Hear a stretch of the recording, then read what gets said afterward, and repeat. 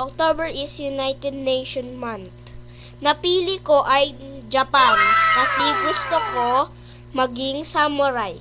Saka karamihan ng classmate ko ay Philippines. Ang costume na pili. Para maiba naman, ako ay nag-Japan. Gusto ko kasi yung mga samurai. Ginawa lang namin ang costume ko. Sobrang natuwa ako.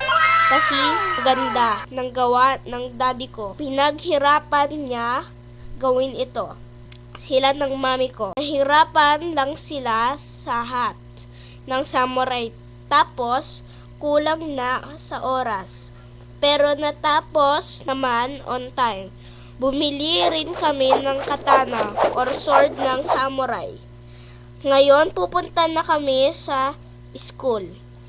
Kahit puyat ang mami ko, ay sumama siya sa school. Pipicturan niya raw ako. Si Zafron, yung friend ko sa school naman ay ninja. At syempre yung crush ko ay naka-Pilipinyana. Yan pala ang mga classmate ko. Di ako nanalo pero okay lang.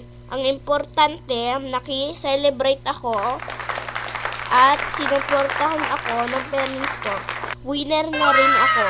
Ito rin pala ang susuotin ko sa Halloween costume party sa village namin.